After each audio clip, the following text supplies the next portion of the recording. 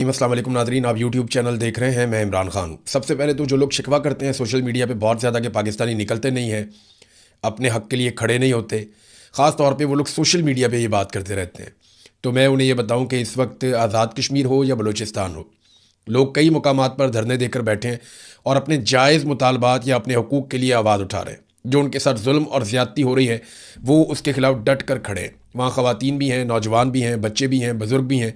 और अब social media की रिस्पॉन्सिबिलिटी है कि वो उनकी आवाज़ को दुनिया तक पहुँचाए और उनकी आवाज़ बने। वजह यह है कि वो दूर दराज इलाकों में बैठे हैं, वहाँ पे इंटरनेट बंद कर दिया गया है और पाकिस्तानी मीडिया को बिल्कुल इजाज़त नहीं है कि वो उनकी कवरेज करे या दुनिया को बताए कि वो लोग क्या मुतालबात कर रहे हैं और उनके ऊपर क्या हालात गुजर रहे हैं। मैं अपनी ज़िम्मेदारी पूरी करूँगा। मेरी आप सबसे गुजारिश है कि इस वक्त पूरी दुनिया तक बलूचिस्तान के लोगों की आवाज़ पहुँचाएँ और कश्मीर के लोगों की आवाज़ पहुँचाएँ, ताकि वो सख्त मौसमों के अंदर बैठ कर इस वक्त जो एहतजाज कर रहे हैं या अपने हक़ के लिए खड़े हैं, उन्हें मायूसी ना हो। उनकी आवाज़ बनना हम सब की ज़िम्मेदारी है। बलूचिस्तान में एक धरना ख़त्म हो गया। हन्ना ओढ़क का जो एक धरना था वो ख़त्म हुआ और उसकी वजह ये बताई जाती है कि कुछ लोग बाजियाब हुए हैं और कुछ यकीन दहानियाँ करवाई गई हैं हुकूमत की जानिब से, जिसके बाद उनका वो धरना ख़त्म हुआ। लेकिन बाकी जगहों पे धरने जारी हैं। ज़ियारत के जो लवाहिकीन हैं वो भी इस वक्त धरने देकर बैठे हुए हैं। जबकि एक और इन्फॉर्मेशन मुझे मिली जो बड़ी हैरानकुन और परेशानी वाली बात है कि जो पुलिस एहलकार हैं वो अपने इस्तीफ़े जमा करवा रहे हैं। इसकी कन्फर्मेशन नहीं आ रही, लेकिन ये बार बार गर्दिश कर रही है सोशल मीडिया पर या बलूचिस्तान में लोग क्लेम कर रहे हैं बार बार, क्योंकि जब तक सरकारी तौर पर इसकी तस्दीक नहीं की जाती तब तक हम कुछ कह नहीं सकते और सरकार ऐसी खबरों की तस्दीक जल्दी करती नहीं है। बहुत ज़्यादा डीमोरल हुई है पुलिस और सिक्योरिटी फोर्सेस बलूचिस्तान में, और उन्हें लगा कि उन्हें अकेला छोड़ दिया गया मरने के लिए और उनका साथ किसी ने नहीं दिया जब वो दहशतगर्दों का मुकाबला कर रहे थे। 200 की तादाद में दहशतगर्द आए हुए थे और वो चारों तरफ से घेर कर गोलियां चला रहे थे। ऐसे में ना ताज़ा कुबक भेजी गई और ना ही हथियारों की सप्लाई भेजी गई, बल्कि कुछ लोग ये दावा करते हैं कि जो सप्लाई हथियारों की आ रही थी उसके रास्ते में भी रोड़े अटकाए गए, जबकि आम शहरी निकल कर पुलिस की मदद करते रहे, कोई फ़ायदा नहीं हुआ। और फिर जो पुलिस के साथ हुआ, जिस तरह उनकी लाशों के साथ हुआ, जैसे बेहुरमती की गई, ये सारा कुछ अब तारीख का हिस्सा बन गया। तो पुलिस अब इस वक्त बहुत नाराज़ है। ना सिर्फ नाराज़ है बल्कि वो खौफजदा भी हैं कि उन्हें तो जैसे एक चारे के तौर पे इस्तेमाल किया जाता है वैसे इस्तेमाल किया जा रहा है। लिहाजा अब वो इस्तीफ़े दे रहे हैं। अलग अलग इत्तलात आ रही हैं। कभी तस्वीर लगाकर बताया जाता है कि ये पुलिस वाले इन्होंने इस्तीफ़ा दे दिया, कभी कोई डॉक्यूमेंट दिया जाता है कि ये पुलिस वाले इन्होंने भी रिज़ाइन कर दिया। अब सरकार इसके ऊपर क्या हिकमत अमली बनाती है ये हमें आने वाले दिनों में पता चलेगा। लोग काफ़ी नाराज़ हैं बलूचिस्तान में। वो इस वजह से भी नाराज़ हैं कि हमारे वसाइल के साथ, यानी हमारे पैसे पे लिए हुए कीमती जहाज़ों पे बैठ कर शहबाज शरीफ और फील्ड मार्शल कोयटा आए, लेकिन उन्होंने हमारी बात ही नहीं सुनी, हमारे शिकवे हमारे गिले सुने ही नहीं। तो इस बात के ऊपर उन्हें काफ़ी तकलीफ है। जो वज़ीर दाखिला है, जिसको इस वक्त बलूचिस्तान में होना चाहिए था, वो वर्ल्ड टूर कर रहा है। कभी अक़वाम मुत्तहिदा के अंदर, कभी कहीं पे, कभी कहीं पे। फिर ज़ोदान ममदारी से मुलाकात करनी है अमेरिका में, जो न्यूयॉर्क का मेयर है, उभरता हुआ लीडर है और बहुत तगड़ा सियासी लीडर है वहाँ पे अमेरिका में, और बड़ी मकबूलियत है उसकी पब्लिक में। उससे भी मुलाकात के लिए दावे किए जा रहे थे। वो मुलाकात तो कटाई में पड़ गई। उसकी वजह यह है कि मोहसिन नकवी के बारे में पाकिस्तानियों ने अमेरिका में बाकायदा ये ट्रेंड चलाया, और अमेरिकन सरकार को तो वो नहीं कायल कर सके क्योंकि वहाँ पे डोनाल्ड ट्रंप है, उसको कोई फ़र्क नहीं पड़ता। लेकिन ज़ोदान ममदानी जो हैं, जो मेयर है न्यूयॉर्क का, उसकी टीम के साथ रब्ता किया, उन सबको टैग करके बाकायदा कंपेन चलाई। इसमें कुछ डॉक्टर्स हैं, वो बड़े इंपॉर्टेंट रोल प्ले करते रहे। उसके अलावा कुछ सहाफ़ी भी हैं, वकास अहमद साहब भी हैं। वो लोग ये लिखते हैं कि अगर आप मोहसिन नकवी जैसे फाशिस्ट आदमी से मुलाकात करते हैं तो इसका मतलब है कि आप उन लोगों के साथ ताल्लुकात बना रहे हैं जिन्होंने मुझ पर दबाव डालने के लिए मेरी फैमिली को पाकिस्तान में अगवा किया और उन्हें नुकसान पहुंचाया।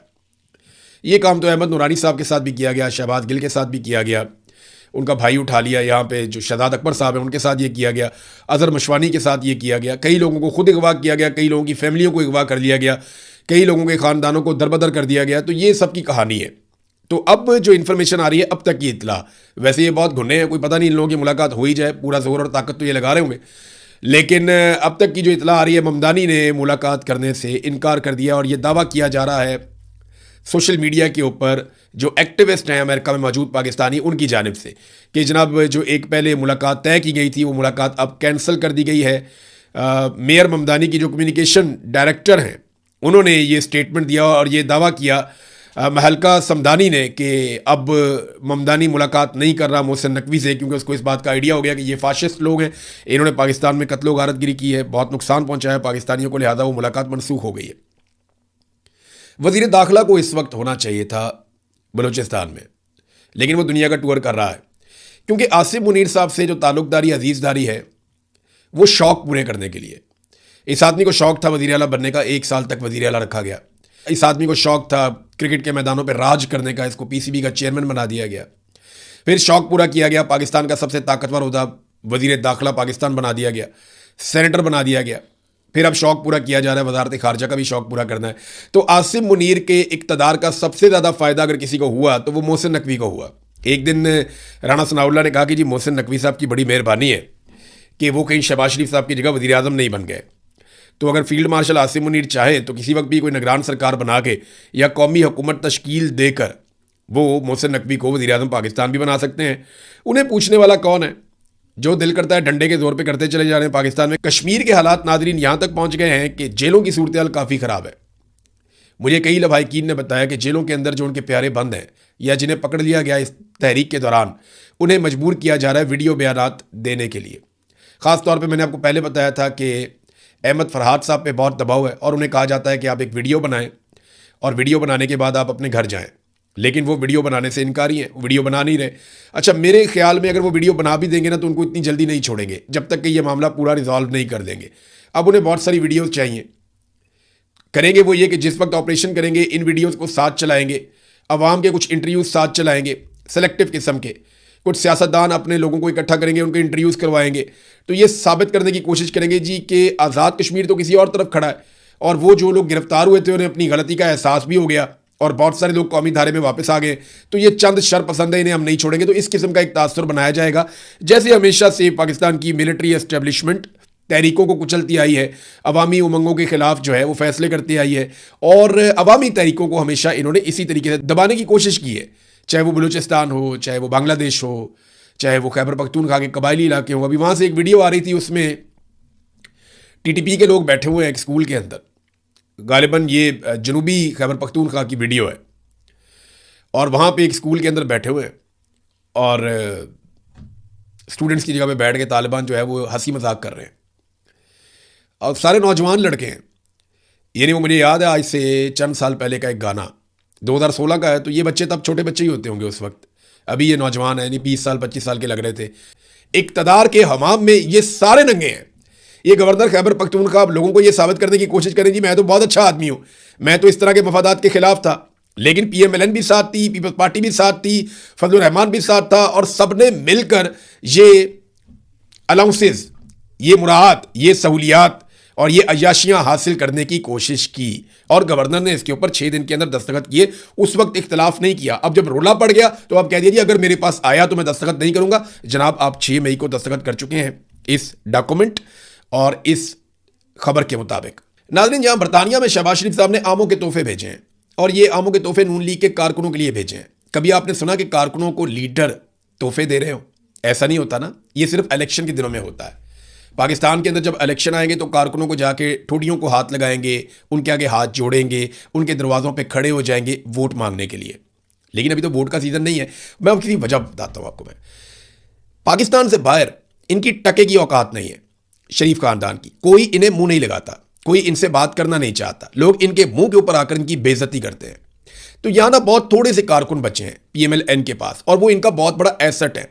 वो एक एक कारकुन को हीरे की तरह ट्रीट करते हैं और उन्हें पाकिस्तान से वजीर आजम पाकिस्तान अपने खर्चे के ऊपर नहीं, पाकिस्तान के खर्चे के ऊपर आमों के तोहफे भिजवा रहा है कि जनाब ये आम खाइए और जब कभी नवाज शरीफ किसी मुश्किल में आए तो उसके सामने आकर खड़े हो जाइएगा। जब कभी अवाम निकले और निकल कर नवाज शरीफ को बुरा भला कहे तो आपने उसके सामने ढाल बन जाना है। तो क्योंकि इनको कारकुन मिलते ही नहीं है, बहुत थोड़े से हैं बेचारे, बिल्कुल आटे में नमक के बराबर, तो उनको खुश रखना इनके लिए बहुत बड़ा मसला है। और मैं वो वीडियो देख रहा था कि बड़े फख्र के साथ कारकुन दिखा रहे हैं जनाब मियाँ साहब ने हमें ये आमों की छोटी छोटी पेटियाँ भेज दी हैं और कभी बिरयानी के ऊपर, कभी आमों की पेटियों के ऊपर, कभी किसी छोटे मोटे फ़ायदे के ऊपर, ये ऐसे ही बेचारे छोटी छोटी चीज़ों के ऊपर खुश हो जाते हैं। तो चले, अल्लाह ताला इन्हें खुश रखे। वैसे इन्हीं कामों पे लीडर्स ने अवाम को बड़े लंबे अरसे से लगाया हुआ है। नाज़रीन, मरियम नवाज़ का एक ही फ्लैगशिप प्रोग्राम था जो उनका सबसे बड़ा प्रोग्राम कहा जाता है। और नवाज शरीफ और मरीम नवाज ने इस दौर में अगर कोई वाहिद काम किया तो वो सुथरा पंजाब का काम था कि जनाब ये इन्होंने किया है। उसकी हालत अब मैं अगर आपके सामने रखूं तो आप हैरान हो जाएंगे। सुथरा पंजाब के जितने भी ठेकेदार हैं, ये प्रोजेक्ट इस तरह से काम करता है कि ठेकेदारों को इन्होंने आगे से ठेके दिए हुए कि आपने फलां फलां फलां फलां एरिया आपकी जिम्मेदारी है, सरकार आपको पैसा देगी, आप उन इलाकों की सफाइयां करेंगे, सरकार आवाम से पैसा इकट्ठा करेगी, सरकार अपने अकाउंट में रखेगी, ठेकेदार अपने अपने इलाकों की सफाइयों की जिम्मेदार होंगे। जब वो ठेकेदार सफाइयां कर देंगे, साथ साथ जो अवामी पैसा सरकार के पास पड़ा है वो उसमें से अपना हिस्सा निकाल के बाकी ठेकेदारों को देती रहेगी। ये है फॉर्मूला सुथरा पंजाब का। कोई अपने घर से नहीं लेकर आए, लेकिन इन्होंने एक ही कंपनी बनाई थी, या एक ही जो इनका फ्लैगशिप प्रोग्राम था वो ये सुथरा पंजाब था। उसकी हालत ये है कि जनाब चंद दिनों में ये दूसरी अपील आ गई है ठेकेदारों की जानिब से, और पूरा एक इश्तिहार जारी कर दिया गया। अपील में लिखते हैं, अपील सानी मोहतरम मरीम नवाज साहिबा वज़ीर आला पंजाब, सुथरा पंजाब प्रोजेक्ट के तहत कॉन्ट्रैक्टर्स के वाजबात और मसाइल के फौरी हल के लिए हम दूसरी अपील कर रहे हैं। फील्ड स्टाफ जो लोग काम करते हैं बेचारे, उनको हम तनख्वाहें नहीं दे पा रहे। अब वो तनख्वाह 40,000 मुकर्रर की है, किसी को 15,000 देते हैं, किसी को 20,000 देते हैं, किसी को 18,000 देते हैं। वो एक वर्कर ने थोड़े दिन पहले शिकायत लगाई और फिर खुदकुशी भी कर ली और वो दुनिया से चला गया, तो वर्करों को तनख्वाहें भी नहीं मिल रही। और उन्होंने कहा जी कि अब हम इमरजेंसी सर्विस फराहम नहीं कर सकेंगे, या सफाई की सर्विस हम फराहम नहीं कर सकेंगे अगर 15 जुलाई तक हमारे वाजबात, यानी अगले 5 दिन के अंदर अगर वाजबात ना दिए तो सफाई सुथराई हो जाएगी बंद। इसके बाद उन्होंने कहा जी हमें अपने अमले की तनख्वाहों की अदायगी के लिए सख्त माली दबाव का सामना है। वो कहते हैं बड़ी मेहरबानी होगी कि आप हमें पैसे दे दें।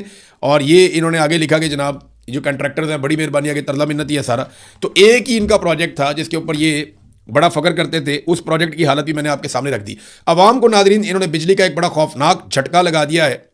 मिसाल के तौर पर एक कैसर शरीफ साहब ने एक ट्वीट किया, जमात इस्लामी से इनका ताल्लुक है। उन्होंने एक बिल लगाया जो 290 यूनिट का है। उसमें लिखा है कि जी यूनिट जो है वो सिर्फ 290 है और बिल जो है वो 55,000 रुपये है। अब ये किस खाते में आया यार? 300 यूनिट तक इन्होंने बिजली मुफ्त देनी थी, 290 यूनिट वाले को 55,000 रुपये का बिल डाल दिया। और ये जमात इस्लामी के कैसर शरीफ साहब ने टीवी के ऊपर और सोशल मीडिया के ऊपर शेयर भी कर दिया। अब आए आप एक और चीज़ पे कि पहले ये होता था ना कि 6 माह तक अगर आपने एक बार भी 200 यूनिट से ज़ायद इस्तेमाल किया तो आप प्रोटेक्टेड कैटेगरी से बाहर चले जाएंगे, यानी आपने 200 यूनिट से कम इस्तेमाल करना है हमेशा। अगर 6 माह में एक दफ़ा भी आप 200 यूनिट से ऊपर गए तो आपको प्रोटेक्टेड कैटेगरी से निकाल दिया जाएगा, चाहे आप 2 यूनिट भी इस्तेमाल करें अगले महीने, लेकिन आपको बिल महंगा आएगा। ये एक इन्होंने तरीकाकार बनाया हुआ था। अब वो जो कैटेगरी है 6 माह वाली, वो भी खत्म कर दी गई, क्योंकि बहुत सारे लोगों ने इस बात को यकीनी बनाया कि वो हर सूरत 200 यूनिट से नीचे ही रहेंगे और वो इस कैटेगरी में आ गए और वो इसका फायदा उठा रहे थे। लेकिन अब सरकार ने ये वाली कैटेगरी भी खत्म कर दी है और बिजली की कीमत तो वो लगातार बढ़ा रहे हैं, बढ़ाते चले जा रहे हैं। तो आवाम को बिजली का एक के बाद एक झटका लगाया जा रहा है और लगातार लगाया जा रहा है। अब तक के लिए इतना ही। अपना ख्याल रखिएगा, अपने इस चैनल